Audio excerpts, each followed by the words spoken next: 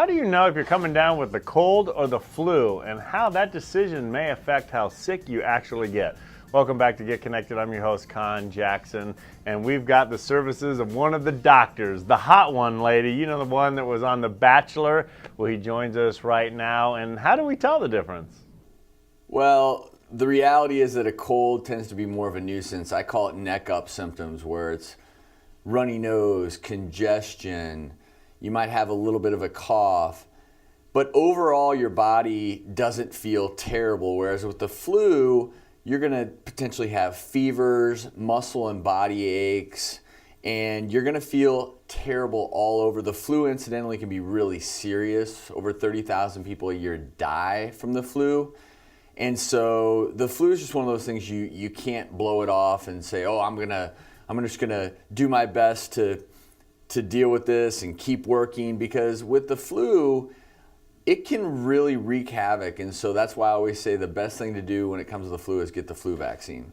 Well, this is the only year that I went ahead and got the flu shot, so I'm glad I'm good there. What are some other things we can do?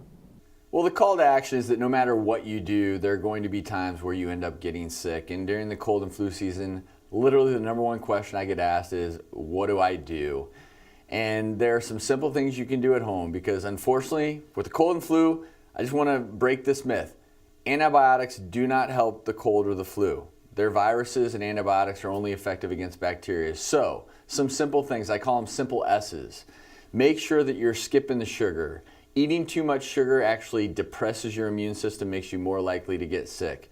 Make sure during the holiday season, cold and flu season, you're getting plenty of sleep, because those who get less than 6 hours of sleep a night actually can suppress their immune systems, and that's not what you want during this time of year. Another big thing for me is saline irrigation. I've had a great partnership with Arm & Hammer Simply Saline for years now, because I'm a big believer when it comes to congestion, one of the best ways to treat it is with just nasal saline to help wash away the dust, irritants, allergens, viruses away from your sinus passages. No doubt about it, the importance of preventative care. Dr. Stork, while we have you with us, congratulations. I can't believe you got married, you got the doctors, you're practicing, and have a new book out. But in this new book, what's one thing you wish we all started with first? All did first.